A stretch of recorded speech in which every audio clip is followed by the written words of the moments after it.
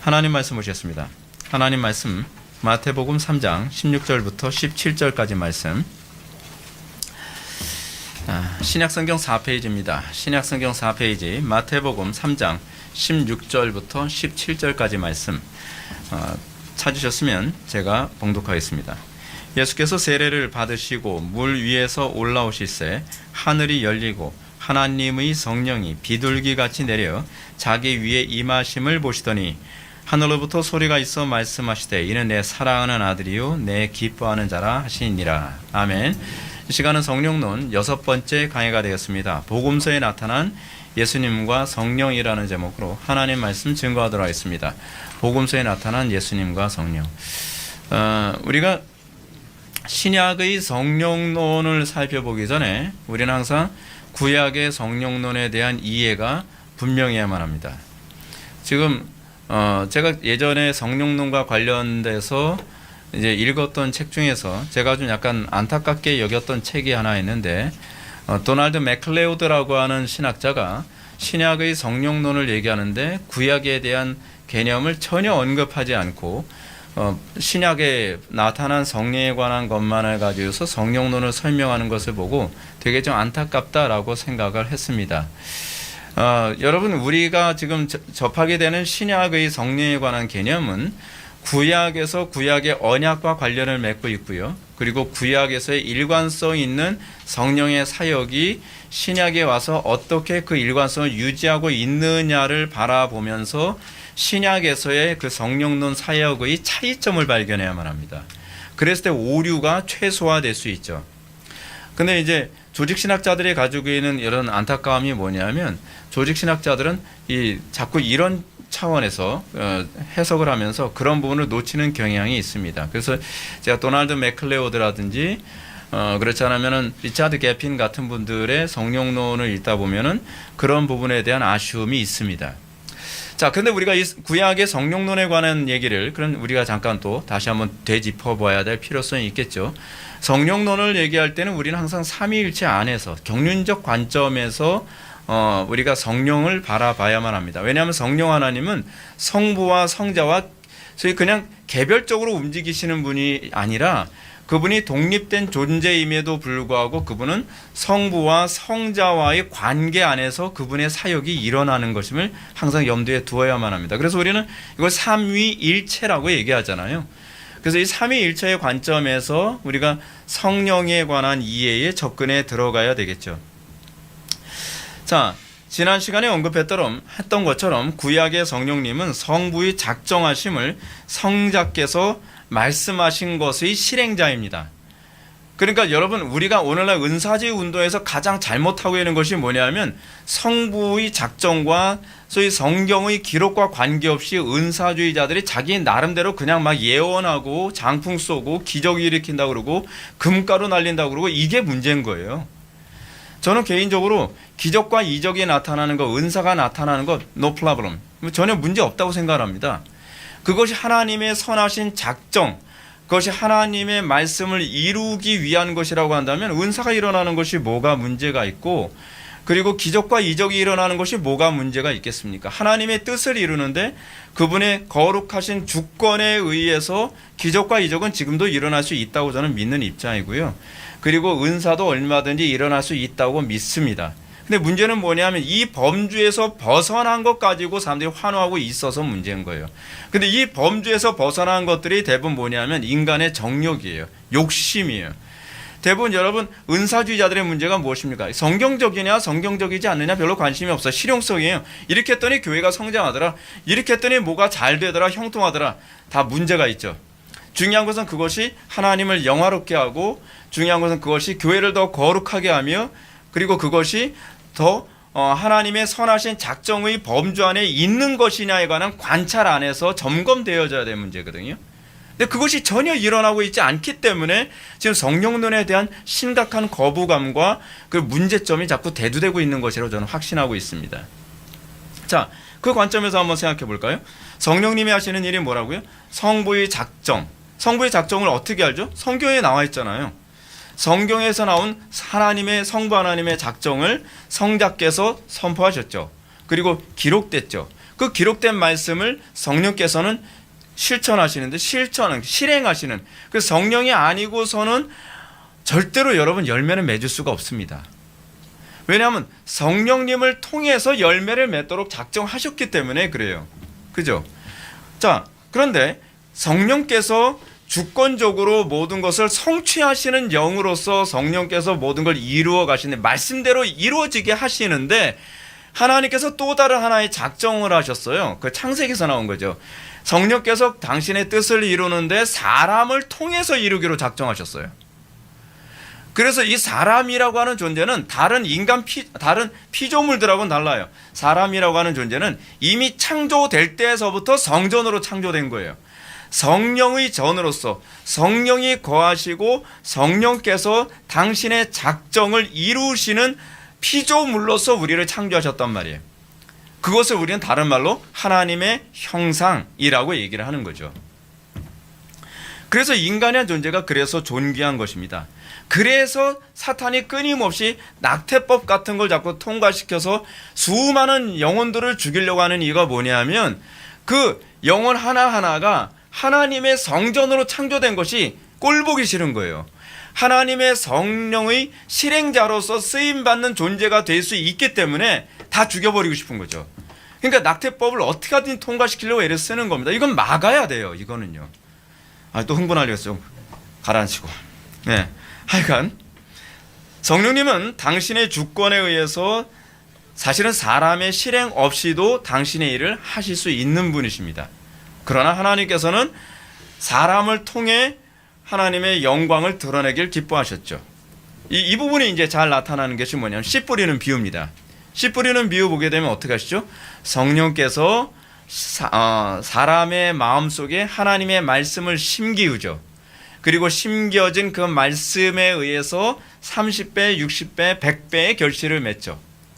여러분들이 열매를 맺는 건요, 여러분들의 의지와 결단이 아닙니다. 그래서 아이미니안주의를 우리는 철저히 배격하는 이유가 그래서 그런 거예요. 열매를 맺는 주체, 그러니까 말씀을 실행하시는 주체는 우리가 아니라 성령님이세요. 이걸 인정해야 된다고 성경은 끊임없이 가르치는 거죠. 성령의 주권이죠. 성령께서 우리 안에서 역사하실 때 비로소 열매를 맺는 겁니다. 열매가 안 맺어진다라고 한다면 여러분들은 뭐가 문제가 있냐면 여러분들이 성령의 주권을 인정하지 못하고 있다는 얘기예요. 그래서 우리가 말씀을 듣고 나서 열매가 맺어지지 않을 때, 그럴 때 우리가 무슨 일을 하냐면 기도를 통해서 성령께서 나를 다스려 주시고 나를 통치해 달라고 기도하고 열매를 맺도록 몸부림치는 겁니다. 기도하지 않고서 그래서 열매가 나오지 않는 이유가 또한 거기에 있는 거죠. 자, 하여간 사람의 실행 없이도 하나님 성령께서는 당신의 일을 이루실 수 있음에도 불구하고 성령님은 사람의 순종을 통해서 성부께서 작정하시고 성자께서 증거하신 그 말씀을 이루시는 일을 하십니다. 여러분, 성령님의 겸손이기도 합니다. 성령님은 성자께서 계시한 것만 하신다는 차원에서 성령께서 얼마나 겸손한 분이신지 알 수 있죠. 근데 또 성령께서는 당신을 직접 드러내지 아니하시고 하나님의 창조물인 인간의 순종을 통해서 당신의 일을 이루시는 그런 겸손함이 또 있죠. 우리는 우리가 드러나길 원하잖아요. 근데 성령님은 그렇지 않죠. 그러면서 하나님께서는 우리의 입술을 통해 삼위일체 하나님의 이름이 높아지길 또한 그 고백을 듣기를 원하시죠. 그래서 우리는 한 가지 중요한 개념이 있다고 했습니다. 그것은 사람이 처음 창조될 때부터 성령의 전으로 창조됐다는 점을 기억해야 된다는 사실입니다. 사람이 성령의 전이 된 것은요, 신약에서 갑자기 나타난 개념이 아니라 이미 창세기에서 하나님께서 인간을 창조하실 때 하나님의 성령이 거하는 성전으로서 우리는 그때 이미 그렇게 창조된 것입니다. 자, 그래서 다른 피조물들은 땅이 냈을 때 생명이 됐다, 네페시 하야, 그렇게 생명이 됐다고 하는데 인간에겐 하나님의 호흡이 들어갔을 때 비로소 생명이 되었더라, 네페시 하야가 그렇게 됩니다. 자, 사람만 먼지로 빚어진 후에 하나님의 숨이 들어온 후에 생명이 됐습니다. 그러니까 하나님의 숨이 없으면 그건 뭔 거예요? 그냥 먼지 덩어리에 불과하다는 얘기예요. 이게 다른 피조물들과 궁극적으로 다른 부분이죠. 이는 구약에서 성전이 만들어진 후에 성전을 여러분 그냥 피조물로 만들잖아요. 그리고 나서 그 성전에 성령께서 들어가시면 그게 홀리 텐트가 되는 거예요. 그러니까 여러분 성전이냐 아니냐를 구분하는 건 얼마나 디자인이 아름답고 화려하고 돈을 많이 들었느냐가 아니에요. 이 건물에 하나님의 성령이 오셨느냐 오시지 않았느냐죠. 그래서 노멀 텐트와 홀리 텐트가 구별되는 거죠. 여러분 다윗의 그 성을 봤을 때 그러니까 솔로몬이 성전을 건축할 때요. 솔로몬이 성전을 건축할 때와 솔로몬의 그 성을 건축할 때 어느 쪽이 돈과 시간이 더 많이 드는지 아시죠? 성입니다.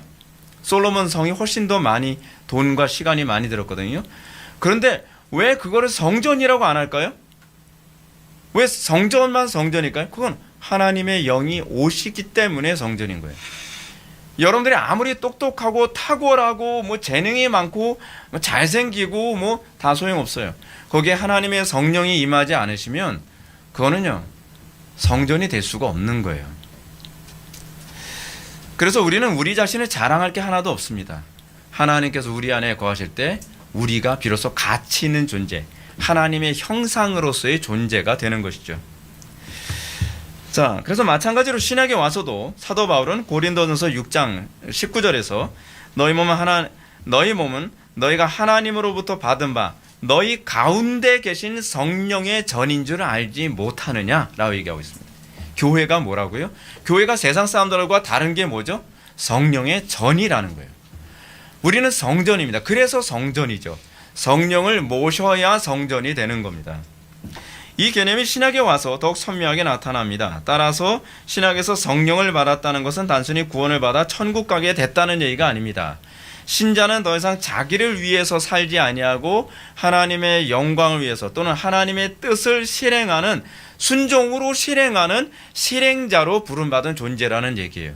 그래서 여러분들이 구원을 딱 받고 나면 여러분들에게 달라지는 것이 뭐예요? 회개에 합당한 열매가 나올 수밖에 없는 거죠. 왜냐하면 성령이 우리 속에 거하게 되셨다는 것은 기분이 좋아졌다는 얘기도 아니고요. 여러분들이 뭐 천당 가게 됐다는 것을 의미하는 것이 아니라 더 본질적인 의미는 무엇이냐면 이제 하나님의 뜻을 이루어 드릴 수 있는 존재가 되었다는 거예요. 여러분들이 교리적 지식을 많이 가지고 있다고 해서 여러분들이 하나님의 뜻을 이루어 드리는 게 아니에요. 바울이 얘기했던 것처럼 믿음으로 하지 않은 것은 다 죄가 되죠. 성령께서 나를 사용하셔서 일하는 것이 아니면 여러분들이 할 수 있는 것이라고 하는 것은 마귀의 도구밖에는, 그러니까 나쁜 말로 마귀의 시다바리밖에는 할 게 없어요. 항상 하나님께서 성령의 주도하에 우리가 순종되었을 때라야만 우리의 삶이 의미가 있는 것입니다. 그러므로 사도 바울은 신자가 옛사람을 십자가에 못 박는 사람이라고도 얘기하고요. 성령으로 세례를 받아 그리스도와 한 몸을 이룬 존재라고도 얘기합니다. 뿐만 아니라 예수님도 제자들에게 뜻이 하늘에서 이룬 것처럼 땅에서도 이루어지이다. 그것이 우리의 기도 제목이 되어야 된다는 거죠. 왜냐하면 성령께서 우리 안에서 원하시는 기도가 하나님의 뜻을 이루게 하는 그 기도를 우리에게 요구하기 때문에 그렇습니다. 그게 바로 성령님의 미션이에요.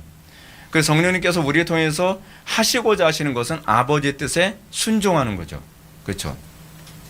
오늘 본문은 이러한 성령의 사역을 아주 잘 보여주고 있습니다. 오늘 본문은 예수님께서 이제 공생의 사역을 시작하시기 전에 세례 요한에게 이제 세례를 받는 장면이 이제 나옵니다. 오늘 본문 말씀 한번 다시 보겠습니다. 예수께서 세례를 받으시고 곧 물에서 올라오실새 하늘이 열리고 하나님의 성령이 비둘기같이 내려 자기 위에 임하심을 보시더니 하늘로부터 소리가 있어 말씀하시되 이는 내 사랑하는 아들이요 내 기뻐하는 자라 하시니라. 아멘. 예수님께서 세례 요한에게 세례를 받는 장면은 매우 특이합니다. 예수님께서 그냥 세례를 받은 것이 아니라 예수님께서 세례를 받으니까 갑자기 하늘이 열리고요. 하나님의 성령이 비둘기같이, 이 본문에서는 비둘기같이라고 하는데 어떤 다른 본문에서는 누가복음인가? 거기서는 비둘기의 형체로라고 이렇게 얘기하고 있는 거 보면 실제로 비둘기의 모습으로 성령께서 임했던 것 같아요. 하여간 이렇게 임해서 임하심을 보았다고 얘기하고 있습니다. 예수님의 세례받은 사건은 하늘이 열리는 것으로 나타납니다. 하늘이 열렸다라고 하는 게 의미하는 바가 뭘까요? 여러분이 하늘이 열렸다라고 하는 이 부분과 관련된 구약의 본문이 몇 개가 있고요. 신약에도 몇 개의 본문이 있습니다. 그중에 하나가 뭐냐면 야곱이 사닥다리 타고서 오르락내리락 하는 장면, 그러니까 하늘이 열리는 장면이죠. 그리고 에스겔서에서도 나오고요. 다니엘서에서도 그런 얘기가 나옵니다. 요한복음 1장 51절에서도 그런 얘기가 그 창세기 사건을 가지고 얘기하죠. 또 이르시되 진실로 진실로 너희에게 이르노니 하늘이 열리고 하나님의 사자들이 인자 위에 오르락내리락 하는 것을 보리라 라고 얘기합니다. 그럼 근데 이 얘기가 무슨 얘기인가요? 이게 나다나엘에게 이제 예수님께서 하신 말씀이었거든요. 예수님께서 나다나엘에게 당신의 정체성을 얘기하면서 네가 그 무화과나무 아래에 있는 것을 보았다고 해서 네가 나를 믿느냐? 아니, 넌 더 놀라운 걸 볼 텐데 천사가 하늘로 사닥다리로 오르락내리락 하는 걸 보게 될걸? 뭐 이런 얘기를 하는 것이죠. 이는 예수님께서 하나님과 죄인된 세상의 중보자 되심을 드러내고 있는 겁니다. 그러니까 하늘이 열렸다는 얘기가 무슨 얘기냐면 하나님과 관계가 회복되는 사건을 얘기하고 있는 거죠. 그러니까 예수님의 세례 사건이 의미하는 바가 뭐냐면 하늘문이 열리는 것과 관련해 맺는, 하늘문이 열렸다는 것은 마치 휘장이 찢어지는 것 같은 하나님과의 관계 회복과 관련된 부분입니다. 근데 이 부분이 사실 뭘 염두에 둔 개념이냐면 에덴 동산을 그 천사들이 그 그룹들이 화염검을 들고 막고 있잖아요. 근데 그 막고 있었던 에덴 동산의 문이 열림에 대한 이미지로 지금 말씀하고 있는 부분입니다. 에덴 동산에 폐쇄된 문이 예수님을 통해서 열렸다라고 하는 것을 이 모습을 통해서 사람들한테 얘기하고 있는 거죠. 그런데 이렇게 열린 하늘에서 하나님의 성령이 비둘기 같이 내렸다. 열린 하늘에서 하늘문이 열렸더니 거기서 성령이 비둘기처럼 내렸대요.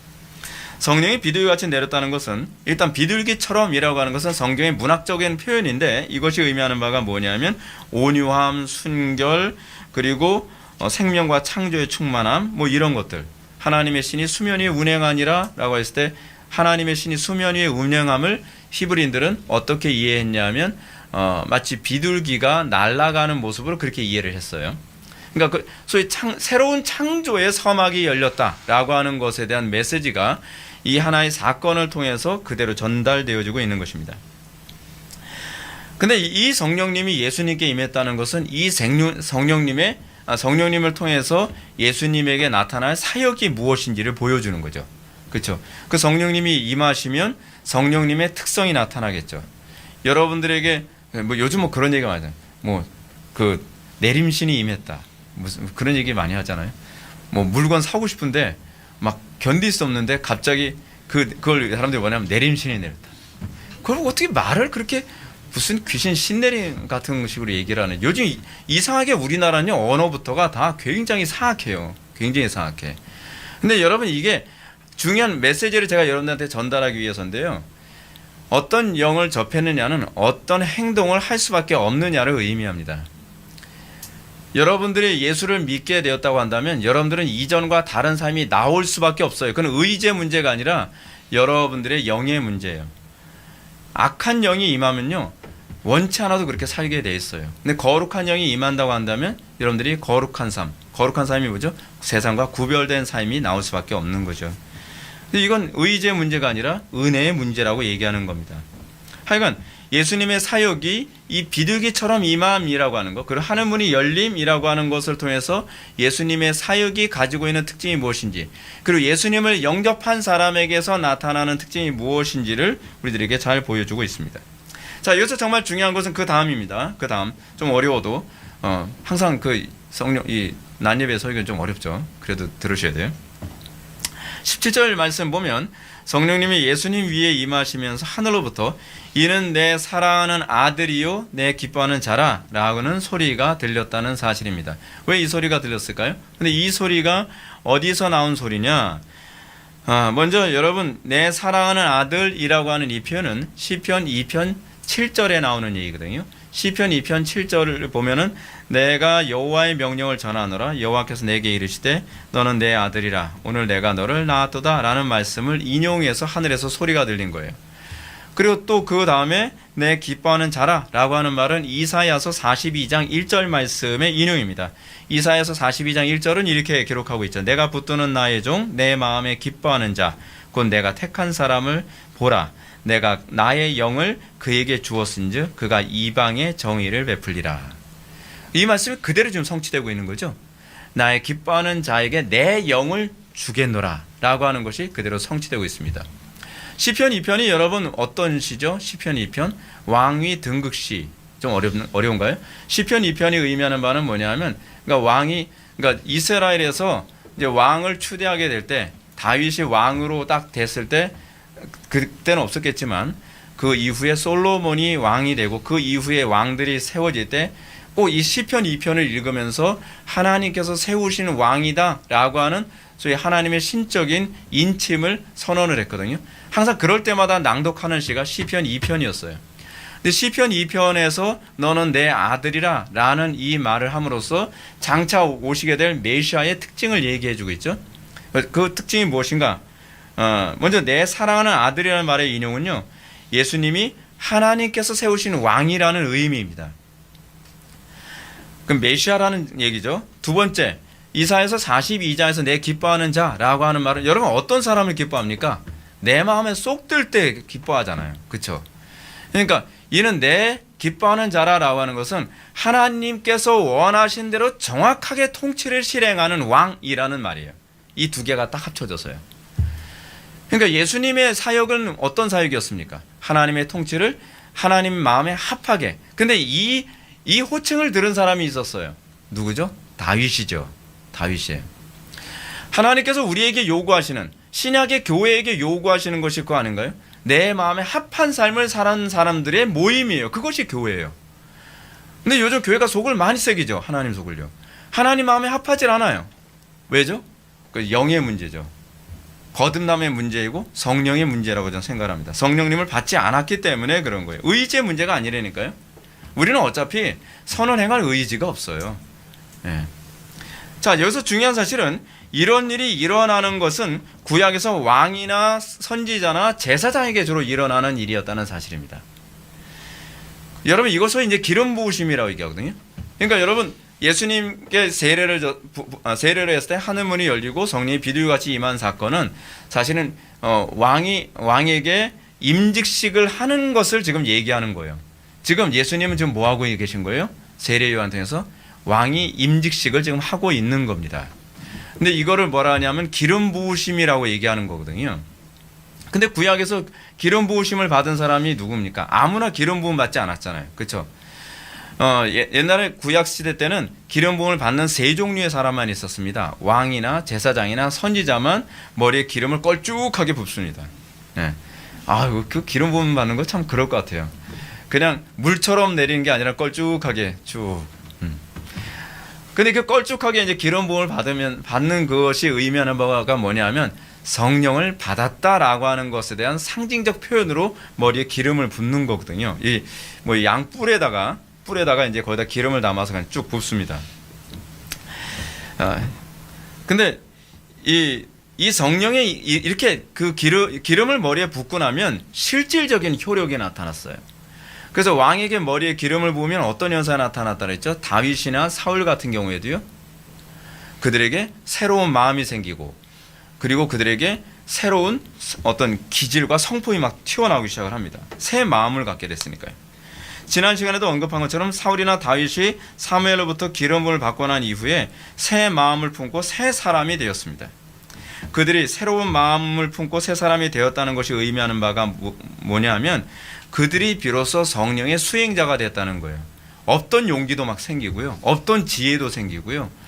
없던 탁월함이 막 생겨요. 왜냐하면 그게 그 사람에게 있는 탁월함이 아니라 성령님의 탁월함이거든요. 그래서 성령의 수행자가 됐음을 외적으로 분명하게 보여주는 거죠. 이렇게 성령의 수행자 역할을 하는 사람을 구약에서는 왕, 제사장, 선지자라고 이렇게 불렀습니다. 이걸 다른 말로 우리는 삼직자라고 얘기하죠. 삼직자. 그래서 여러분들이 예수를 믿게 되었다. 여러분 신약에서는 누가 삼직자입니까?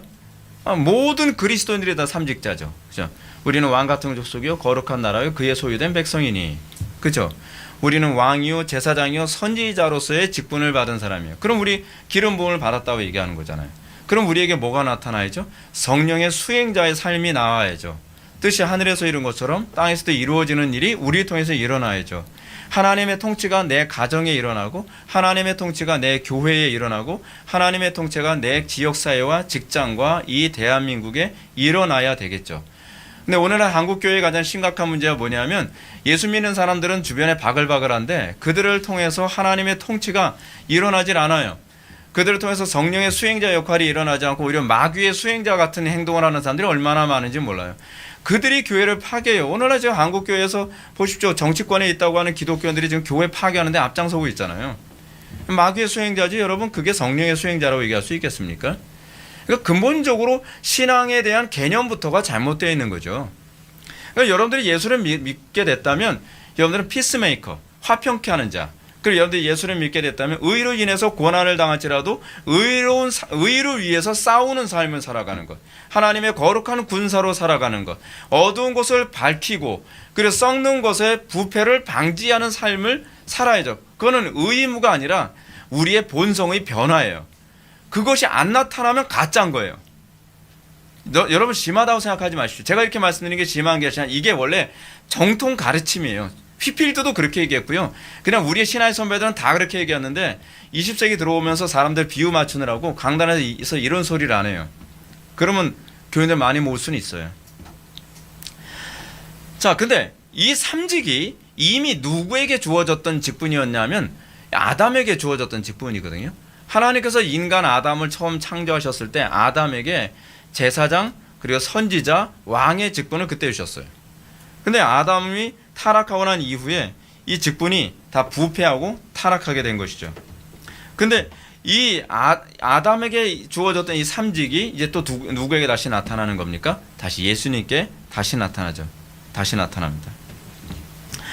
따라서 예수님이 공생애를 시작하기 전에 성령으로 세례를 받음으로 예수님이 하나님으로부터 기름 부은 자, 그걸 다른 말로 뭐라 그러죠? 메시아, 정확한 말은 마샤흐. 그리고 헬라어로는 뭐라고 얘기하죠? 크리스토스, 그리스도라고 얘기하는 거죠. 이게 기름 부음을 받은 자라는 얘기거든요. 이게 고유명사가 아니에요. 예수님의 이름이 뭐 그리스도가 아니죠. 그렇죠? 원래 초대교회 캐리그마가 뭐라고요? 예수님이 기름 부음 받은 자다, 예수님이 메시아다라고 하는 말을 예수 그리스도라고 얘기하는 거죠. 그 예수가 그리스도시다라고 하는 말을 줄인 얘기거든요. 그러니까 예수님이 이미 여기서 소위 기름 부음을 받은 자, 그리스도이심을 만방에 세례 요한이 선포하고 있는 그 임직식을 거행하고 있는 겁니다. 이 삼직의 수요는 단순히 왕으로 등극한다는 것을 의미하지 않습니다. 예수님의 사역이 성령님을 통해 하나님의 통치를 이 땅에 구현하는 이 행위라는 것을 보여주고 있는 거예요. 예수님이 실제로 그렇게 하고 있잖아요. 예수님의 공생의 사역이 다 뭐죠? 하나님의 성령의 수행자예요. 그렇죠? 그래서 예수님이 이때부터 공식적으로 메시아 혹은 그리스도라고 합니다. 메시아 혹은 그리스도란 말은 기름 부음을 받은 자라는 거죠. 그래서 예수님의 삶의 모든 영역은 항상 성령의 행하심과 다 일치된 삶을 살아가죠. 성령이 아니고서는 아무 일도 하지 않은. 근데 그 가운데서도 기적과 이적이 나타나는데 그 기적과 이적이 우리도 기적과 이적을 일으켜야 된다는 얘기가 아니에요. 그래서 하나님의 뜻을 이루어 드리기 위해서 그 기적과 이적이 일어난 것 뿐이죠. 왜냐하면 예수님이 내가 구약에 예언된 메시아라는 것을 보여주기 위해서 오병이의 기적을 일으키는 거죠. 우리도 오병이의 기적을 일으켜야 된다는 얘기가 아니에요. 마치 모세와 같은 선지자가 바로 나다. 그렇죠? 그리고 군대 귀신 들린 자의 귀신이 저 돼지떼에 들어가게 함으로써 애굽인들을 물에 다 장사 지낸 그 사건을 다시 떠올리게 함으로써 그 모세와 같은 선지자라는 것을 입증하고 계시는 거죠. 자, 따라서 마지막 아담으로 오신 예수님은 첫 아담이 실패했던 왕, 제사장, 선지자 직분을 충실하게 시행하시는 분으로 나타납니다. 근데 중요한 점은 본래 삼직의 수행자가 사람이지만 성자께서 친히 자신을 낮춰서 성령에 의한 삼직의 수행자로 오셨다는 거예요. 이게 굉장히 놀라운 일입니다. 여러분, 우리가 이 소위 약간 여기서 좀 어려운 얘기인데 우리가 경륜적 삼위일체라고 하는 얘기를 제가 자주 하잖아요. 그러면 원래 성령은요, 성자께서 하신 말씀을 수행하는 자예요. 근데 성자께서 사람의 몸을 입고 와서요, 성령의 수행자로서의 역할로 오신 거예요. 이 자리가 좀 뒤바뀐 것 같지 않나요? 그죠? 왜냐하면 마치 삼위의 그 자리에 그 밑으로 내려간 것 같은 그런 모습을 보여주고 있죠. 예수님의 사역은 그래서 철저히 성령님께 의존됩니다. 원래 성령님의 사역이 철저히 성자의 계시에 의존하거든요. 그래서 성자께서 말한 것 아니면요, 성령님은 행하지 않으세요. 근데 지금 성자이신 예수님께서 사람의 몸을 입고 오신 이후에는 철저히 성령님께 의존된 삶을 살고 있어요. 왜냐하면 그것이 성전이라는 것을 보여주기 위해서, 그것이 하나님의 백성들이 살아가는 라이프 스타일이라는 것을 보여주기 위해서요. 어렵지 않죠. 네, 어렵지 않아야 돼요. 자, 근데 그래서 예수님께서는 어떠냐면, 예수님께서는요, 이 땅에 오실 때부터 성령으로 동정녀 마리아에 의해서 탄생하세요. 그렇죠? 모든 일 하기 위해 항상 성령으로 기도하셨어요. 뿐만 아니라 성령으로 기뻐하시고 성령의 능력으로 행하셨어요. 그래서 아더핑크는, 이게 제 얘기가 아니라 아더핑크도 이걸 지지하고 있다는 얘기를 제가 하는데, 예수님께서는 어느 정도로 성령 안에서 행하셨는지를 이렇게 언급하고 있습니다. 모든 것은 성부로부터 나오며 성자를 통해 이루어지며 성령에 의해 되어지는 것이다. 즉 예수님은 성령의 지시 없이는 아무 일도 하지 않으셨고, 흥미롭죠? 예수님은 성령의 지시 없이는 아무 일도 하지 않으셨고, 그의 인도하심이 아니고서는 아무 말씀도 하지 않으셨으며, 그의 권능이 아니고서는 아무것도 행하지 않으셨다라고 얘기합니다. 누가 이렇게 살아야 된다는 얘기예요? 신자들이 이렇게 살아야 된다는 얘기예요. 신자들이. 왜냐하면 우리가 그리스도와 연합된 존재이기 때문에. 예수님의 공생의 사역은 철저히 성령님께 의존된 삶으로 요약됩니다. 특히 제가 인상 깊게 생각하는 부분이 이거죠. 성령님께서 항상 성령으로 충만받기 위해 기도에 힘썼다는 사실입니다. 때로는 밤이 맞도록 기도하셨습니다. 더 나아가 고난받는 종의 삶을 순종하기 위해 땀방울이 핏방울이 되도록 왜 기도를 하셨어요? 성령의 수행자로서의 삶을 살기 위해서. 내 뜻대로 마옵시고 아버지의 뜻대로 하옵소서. 이건 그리스도의 인성적 관점에서 봐야 될 부분이에요. 예수님이 성령님께 완전히 의존됐다는 주장이 어떻게 보면 좀 모순처럼 보일 수 있습니다. 경륜적 삼위일체의 논리에서 보면 좀 위배되는 것 같아요. 자, 이 부분에 대해서 아더핑크가 이렇게 얘기합니다. 그리스도께 관여하시는 성령의 활동은 아들의 영광을 가로막는 것이라기보다는 오히려 그 아들을 더 두드러지게 나타내는 것이다 라고 얘기하고 있습니다. 성자께서, 그러니까 엄밀히 얘기하면 성자가 아니라 인간 예수죠. 그렇죠?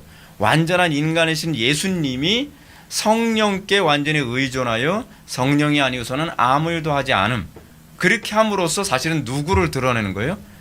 아버지의 말씀을 드러내고 있는 거죠. 그렇게 함으로써 예수님은 당신의 사역을 충실하게 수행하고 있는 것입니다. 아더핑크는 그렇게 이해하고 있는 거예요. 그래서 저는 성령 충만과 기도에 관한 주님의 모본을 잊지 말아야 된다고 말씀드리고 싶습니다. 기도라고 하는 것은 예수님께서 기도를 쉬지 않고 했던 이유는 무엇이냐면, 그것이 삼위일체 하나님이신 성자께서 성령을 존중하시는 방식이었어요. 오늘날 우리가 구원받은 하나님의 백성들이 우리가 성령을 존중하는 방식은 기도하는 것이죠.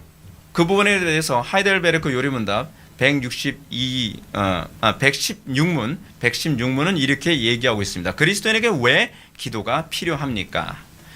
기도는 하나님께서 우리에게 요구하시는 감사의 가장 중요한 부분이며, 또한 하나님께서는 그의 은혜와, 잘 들으십시오, 그의 은혜와 성령을 오직 탄식하는 마음으로 쉬지 않고 구하고 그것에 대해서 감사하는 사람에게만 주시기 때문입니다. 기도하지 않고 성령 충만할 수 없다는 얘기입니다. 그냥 기도가 아니라 어떤 기도입니까? 오직 탄식하는 마음으로 쉬지 않고 기도하는 사람에게 하나님 성령께서 역사하시기로 작정하셨다는 거예요. 그냥 그분의 작정이에요. 우리가 성령님을 존중하는 방법은 쉬지 않고 기도하는 것이고 탄식하며 기도하는 것이고 힘써 기도하는 것입니다. 정말로 하나님의 뜻을 이 땅에 이루어드리는 성령의 수행자 되길 열망하는 사람들이 탄식하는 마음으로 기도할 때에 성령께서 그에게 힘을 주시고 지혜를 주시고 또 그 사람을 통해서 하나님의 뜻을 이루기로 작정하셨다는 사실입니다. 사람의 행위가 하나님의 나라에서 의미가 있는 행위가 되기 위해서는 반드시 성령님께서 사용하시는 자가 되어야만 한다는 사실입니다. 내가 결단한 거 아무 소용이 없어요. 내가 얼마나 열심히 했느냐? 여러분들이 제일 조심해야 될 게 뭐죠? 자기 열심, 자기 경험, 자기 지혜, 자기 방법, 이게 여러분들 죽어야 돼요. 그것을 영적 할례당이라 라고 얘기하는 거잖아요. 그죠?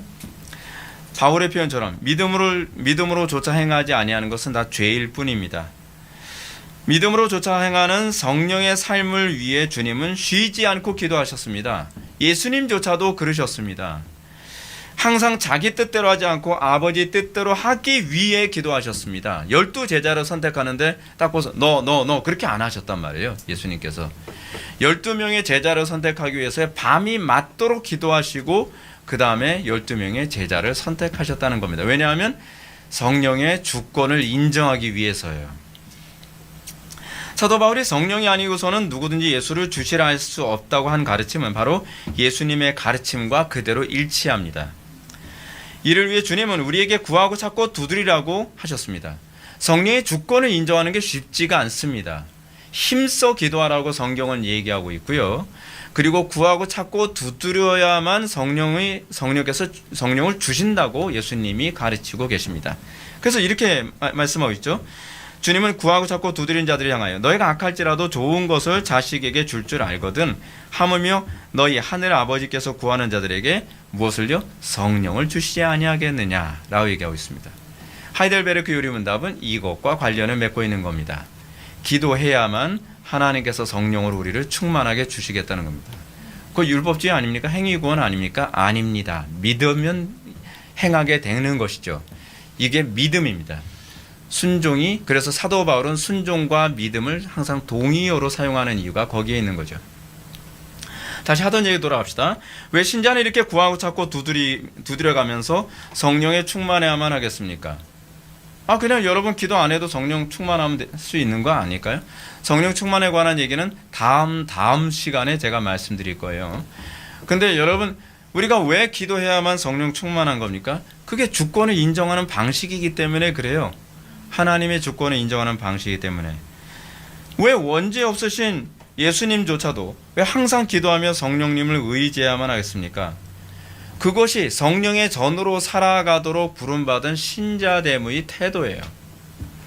그러므로 성령의 전으로서 성육신하신 예수님은 아버지의 뜻을 이루기 위해 성령에게 이끌리어 마귀에게 시험을 받으러 광야에 가셔야만 했습니다. 이 정도로 성령의 주권을 인정하시죠. 그래서 여러분 이거는 제 목회적인 임상뿐만 아니라 우리 신앙의 선배들 청교도들이 다 동일하게 얘기하는 것인데 한 사람이 회심하고 나면 딱 두 가지 현상이 나타납니다. 여기서 조금이라도 흐트러지면 안 돼요. 절대로 안 돼요. 첫째는 뭐냐면 말씀을 사모함. 그 다음에 뭐냐면 기도에 전혀 힘쓰는 사람이 되기 시작을 해요. 제가 목회 사역을 하면서도 매번 느끼는 게 뭐냐면 은혜를 제대로 딱 받고 나잖아요. 그다음 그 사람은요. 그다음부터 말씀을 바르게 알기 위해서 굉장히 애를 써요. 자기가 잘못 이해하는 것이 있을까봐 자꾸 물어봐요. 저는 그런 사람 대환영. 그럼 제가 또 대답해주고. 그리고 또 항상 자꾸 물어보는 게 뭐냐면 기도 어떻게 해야 되나요? 은혜 받고 나면 그 다음서부터 기도 어떻게 해야 되나요? 그게 꼭 나와요. 그건요. 기도 어떻게 해야 될까요? 여러분 죽을 때까지 기도에 관해서 묵상을 해도요. 항상 부족해요. 항상 목말라요. 여러분 마치 대화법 아무리 배워도 항상 말이 부족하다는 거 많이 느끼죠? 별반 다르지 않습니다. 기도는 더 온전한 기도에 대한 열망이 여러분들에게 있어야 정상입니다. 하이델베르크 요리문답에서 얘기하는 것처럼 우리가 기도하지 않으면 안 됩니다. 하여간 예수님께서는 아버지의 뜻을 이루기 위해서 성령에 이끌리는데요. 성령에 이끌리는 것이 기분 좋고 능력 행하는 것만 나온 것이 아니라 성령에 이끌려서 마귀에게 시험을 받으러 광야에 가시는 것까지도 순종하셨습니다. 그럼 왜 성령께서 어떻게 예수님을 마귀에게 이끌려 광야에 시험받는 곳으로 인도했을까요? 예수님께서 그렇게 한 이유가 뭐냐면 옛 아담과 구약의 이스라엘 백성들이 실패한 그 죄악을 예수님이 극복하시는 역할을 감당해야 됐기 때문에 그런 것이죠. 뿐만 아니라 성령님은 예수님으로 하여금 율법의 완성자가 되도록 해야 됐기 때문에 그렇습니다. 전도에 대해서도요, 성령의 주권은 선명하게 나타납니다. 전도는 여러분 어떻게 하나요? 전도 여러분들 내가 그냥 용감하게 나가서 하면 전도인가요? 그게 아니에요. 성령의 주권을 인정하는 것이 전도입니다. 전도는 어떤 겁니까? 때를 얻든지 못 얻든지 복음 전하는 거죠. 오케이. 근데 여러분 어떤 사람에게만 반응합니까? 복음을 복음되게 전했을 때 그 사람들이 반응하게 되어 있어요. 왜냐하면 반응은 성령께서 하시는 거니까요. 우리 그거 인정해야 돼요. 근데 이걸 인정하지 않아요. 그러니까 어떤 현상이 나타납니까? 복음 듣기 싫어하는 사람이 교회당 오게 하기 위해서 자꾸 미끼를 던지듯이 전도를 하죠. 그렇게 하지 말란 말이에요.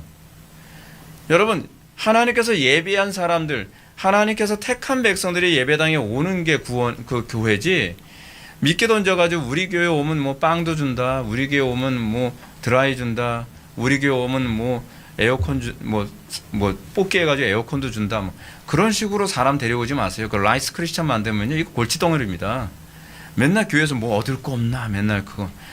그렇게 되면 곤란해요. 사람들이 예배당에 오는 이유는 뭐냐면 그냥 only one, 그냥 그리스도 때문에 와야 돼요. 복음 때문에 오는 것이어야 돼요.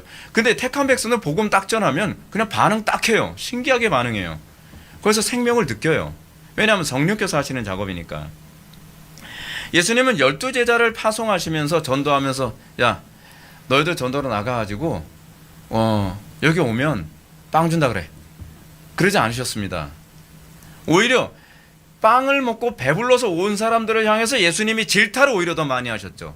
그렇죠? 예수님은 그런 거 믿게 던지지 않으셨습니다. 예수님 제자들이 복음 증거 나갈 때 반드시 뭐라고 얘기해요? 박해가 있을 것이다 라고 하는 것을 경고하시면서 너희를 넘겨줄 때 어떻게 또는 무엇을 말할까 염려하지 말라. 그때 너희에게 할 말을 주시리니 말하는 이는 너희가 아니라 너희 속에서 말씀하시는 곧 너희 아버지의 성령이시니라 라고 얘기합니다. 전도하시는 주체는 네가 아니야. 전도하시는 주체는 성령님이셔 라고 하는 걸 성령의 주권을 이렇게 인정하고 가르치셨습니다. 이런 개념이 사도행전 16장에서도 또 나타나죠. 루디아 사건. 여러분, 이 사도 바울이 마케도니아 지역에 이제 전도하러 딱 가는데, 마케도니아 지역에서 첫 번째 만났던 사람이 루디아를 만나거든요. 근데 루디아를 전도하는데 하나님의 성령의 주권이 나타나죠. 바울이 두아데라시아에서 루디아에게 복음을 전하니까 주께서 그 마음을 열어 바울의 말을 따르게 하신지라 라고 얘기합니다. 여기서 주는 누굴 얘기하는 거죠? 그리스도의 영을 얘기하는 거거든요. 그래서 주라고 얘기하는 거예요. 주께서 루디아의 마음을 여시고 듣게 하시고 따르게 하시죠. 여기는 바울의 어떤 재주가 들어간 것이 아니라 100% 성령의 주권임을 사도행전은 잘 설명해주고 있습니다. 근데 이렇게 말씀을 받게 하시는 성령의 역사를 사도 바울은 고린도후서 3장 3절에서 이렇게 얘기합니다. 오직 살아계신 하나님의 영으로 쓴 것이었고 돌판에 쓴 것이 아니 오직 육의 마음판에 쓴 것이라고 가르칩니다. 이건 이제 사실 예레미야서 31장 33절 말씀을 이렇게 표현한 거거든요. 그러니까 예레미야서 31장 33절은 이겁니다. 내가 나의 법을 그들 속에 두며 그들의 마음에 기록하여 나는 그들의 하나님이 되고 그들은 내 백성이 될 것이니라. 그러니까 복음 전도가 뭐냐면 성령께서 나를 사용하셔서 복음을 증거하면 하나님께서 택하신 백성들의 마음에 어떻게 해요? 율법을 새기시죠. 주의 말씀을 새기시죠. 주의 말씀을 새기면 어떤 현상이 나타나니까 빌립보 지역에서 이제 가던 그 제자들이 예수님의 부활하신 예수님께 말씀을 들었더니 어떤 현상이 나타났다 그랬죠? 마음이 뜨겁지 아니하더냐. 하나님의 말씀이 내 마음에 각인되어지면 뜨거워지고, 그리고 순종하지 않고서는 견딜 수 없는데, 순종도 어떤 의무적으로 순종하는 정도가 아니라 더 온전히 순종하고자 하는 열망 가운데 사로잡히게 되는 거예요. 억지로 순종하는 것이 아니라요. 그것이 성령께서 우리의 마음에 각인하여 하나님의 백성을 삼는 방식입니다. 구약의 언약의 성취예요. 구약 모르면 이게 안 보인단 말이에요. 다시 우리는 성령으로 기름 부으심 받은 예수님의 삼직에 우리의 시선을 다시 돌려야 할 필요성이 있습니다. 왜냐하면 성령님께서는 말씀으로 선포된 아버지의 뜻을 이루시기 위해서 왕직, 제사장직, 선지자직을 주셨기 때문에 그렇습니다. 이 사역은 하나님의 백성의 특징이며 성령님이 거하시는 성전의 특징입니다. 성전의 특징이 뭐예요? 왕직, 제사장직, 선지자직을 실행하는 거예요. 그래서 여러분들이 예수를 딱 믿고 나면 여러분들이 나타나는 게 뭐예요? 왕직, 제사장직, 선지자직이 이제는 수면 위에 딱 나오게 되어 있는 거죠. 그러면 성령께서 거하시는 참된 그리스도께서는 이 삼직을 어떻게 수행하셨을까요? 이 부분에 대해서 하이델베르크 요리문답 31문은 이렇게 얘기합니다. 그분은 왜 그리스도 곧 기름 부음 받은 자라고 부릅니까? 라고 하니까 이거에 대한 답변이 이겁니다. 왜냐하면 그분은 성부 하나님으로부터 임명받고 성령으로 부음받았기 때문입니다. 그분은 우리의 큰 선지자와 선생으로서 우리의 구원을 위한 하나님의 감추인 경영과 뜻을 온전히 계시하시고 우리의 유일한 대제사장으로서 그의 몸을 단번에 제물로 드려 우리를 구속하셨고 성부 앞에서 우리를 위해 항상 간구하시며 또한 우리의 영원한 왕으로서 그의 말씀과 성령으로 우리를 다스리시고 우리를 위해 획득하신 구원을 누리도록 보호하고 보존하십니다. 그래서 우리가 먼저 염두에 둬야 될 게 뭐냐면 예수님만 큰 선지자입니다. 온리 왕 그분만요. 그리고 예수님만 대제사장이십니다. 구약시대 때 여러분 제사장은 딱 한 명이잖아요. 그렇죠? 물론 이 인간의 정치 문제 때문에 초대교회 사도행 복음서에서 제사장이 2명이 나타나게 됐지만 원래 구약의 대제사장이 구약에서는 대제사장은 오로지 한 명만 대제사장입니다. 그건 예수 그리스도를 예표하기 위한 거거든요. 그리고 참된 선지자는 큰 선지자는 오로지 누구만이에요? 예수님만인 것을 구약에서는 어떻게 하냐면 소위 모세가 큰 선지자고 그리고 다른 70인 장로에게 성령이 임해서 다른 선지자들이 또 나오게 되죠. 그러니까 온리 왕. 왕도 유일한 왕은 오로지 그리스도시죠. 그럼 우리는 뭐죠? 우리는 제사장이지 우린 제사장으로 부름받은 것이 우리는 대제사장은 아니에요. 그런 관점.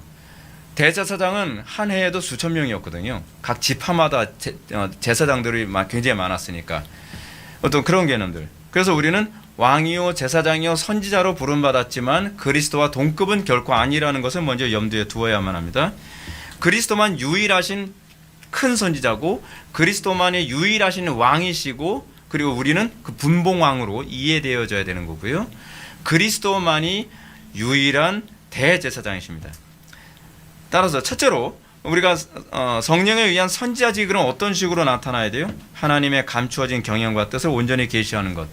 여러분들이 삼직을 받았어요. 여러분들 거듭난 이후에 여러분들 구원받은 이후에 여러분들은 삼직자의 직분을 수행하게 돼 있잖아요. 그 복음 증거하는 거죠. 여러분 설교자들 중에서 굉장히 설교 잘한다고 하는데 그 복음을 이상하게 전달하는 사람들 많죠. 그건 사실은 삼직자의 직분이 아니에요. 복음을 왜곡하는 다른 복음, 다른 예수를 전하는 사람이죠. 여러분들이 하나님의 복음을 정확하게 증거하는 것. 근데 그 증거는 내가 주님을 만나서 증거하는 것이지 지식과 정보로 증거하는 건 힘이 없습니다. 두 번째로 제사장직은요. 그의 몸을 단번에 제물로 드려 우리를 구속하시고 성부 앞에서 우리를 위해 항상 간구하는 것. 여러분 이 제사장직에 나타나는 두 가지 특징이 있습니다. 뭐냐면 철저한 자기 희생과 하나님께 대한 충성. 또 하나 뭐냐면 끊임없는 간구예요. 이게 제사장직이에요. 내가 은혜 받았다, 내가 구원 받았다라고 하는데 기도를 개떡같이 한다. 이거 문제 굉장히 심각한 겁니다. 기도하지 않고서는 제사장직을 수행할 수가 없어요. 한국 교회가 지금 어려운 상황에 처한 게 뭐냐면 기도가 죽었어요. 기도를 안 해요. 기도를.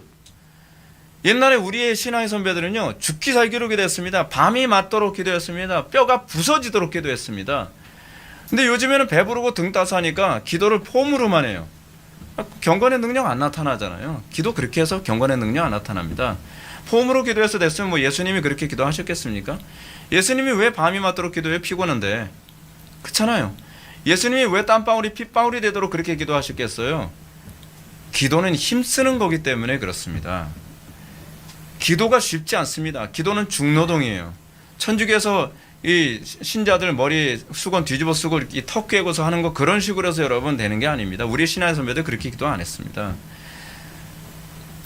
여러분들 그 교회사 책 한번 읽어보십시오. 다 기도를 전투적으로 했습니다. 낙스 같은 사람이요, 루터 같은 사람이요, 장난 아닙니다. 예. 마지막 세 번째로 왕직의 기능은 그의 말씀과 성령으로 우리를 다스리시고 우리를 위해 획득하신 구원을 누리도록 보존하시는 것입니다. 왕직이 뭐예요? 다스리는 사람이잖아요. 다스릴 뿐만 아니라 이 하나님의 통치를 구현하고 그리고 어려움의 사람들을 구출하는, 그래서 주께로 인도하는, 하나님의 통치를 구현하는 그런 역할을 하죠. 그렇게 해서 우리가 궁극적으로 어떤 존재예요? 세상에서 복의 근원으로 살아가는 것, 세상에서 빛된 존재로 살아가도록 우리가 구원받은 존재입니다. 왕직, 제사장직, 선지자직 이 세 개 중에 하나라도 좀 휘청휘청하면요, 여러분들 빛과 소금의 역할 안 됩니다. 그 기능 안 나와요.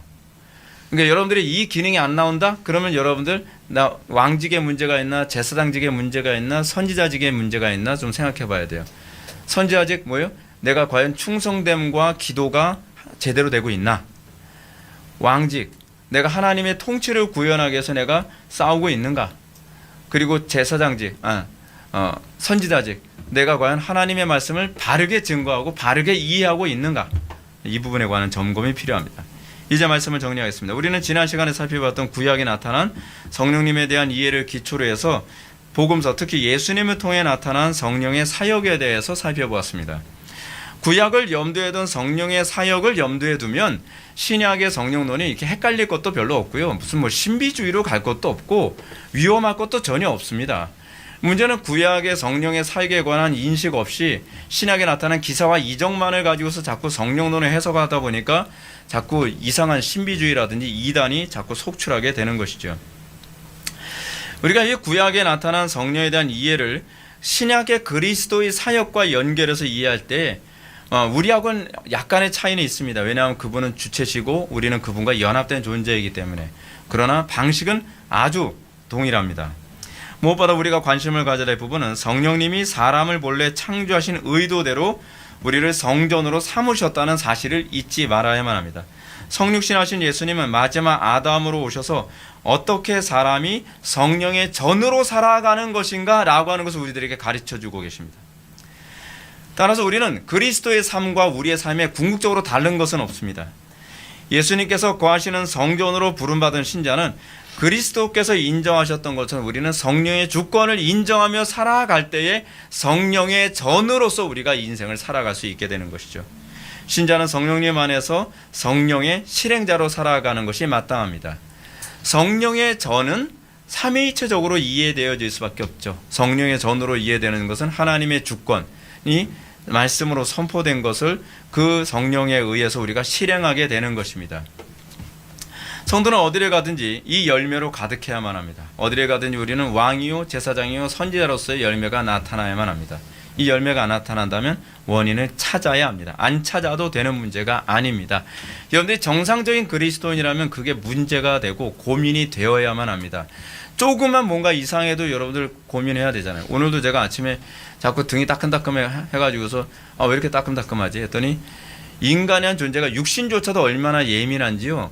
한 2mm 되는 머리카락이 그 옷에 끼어 있는 거예요. 그래도 감지해요. 여러분들이 영적으로 그런 민감함과 예민함이 있었으면 좋겠습니다. 왜냐하면 육보다 더 영광스러운 것이 우리의 영혼이거든요. 다음 시간에는 우리가 성령의 세례를 통해서 복음서의 성령과 오순절 성령 강림 이후에 이 성령에 대한 이해가 어떻게 달라지는지를 우리가 좀 살펴보는 시간을 갖도록 하겠습니다. 말도 많고 탈도 많고 논쟁도 많은 성령 세례에 관한 문제를 다음 시간에 이 관점 안에서 계속 다루도록 하겠습니다. 기도하시겠습니다. 사랑이 많으신 하나님 아버지, 우리가 오늘 시간 복음서에 나타난 그리스도께서 어떻게 성령의 주권을 인정하셨는지를 살펴보았습니다. 그리스도와 연합된 우리가 교회로서 어떻게 성령의 주권을 인정해야 될지를 다시 한번 고민하게 하여 주시고 우리의 삶에 날마다 성령의 주권을 인정함이 선명하게 드러나게 하여 주옵소서. 예수님의 거룩하신 이름으로 기도올옵나이다. 아멘.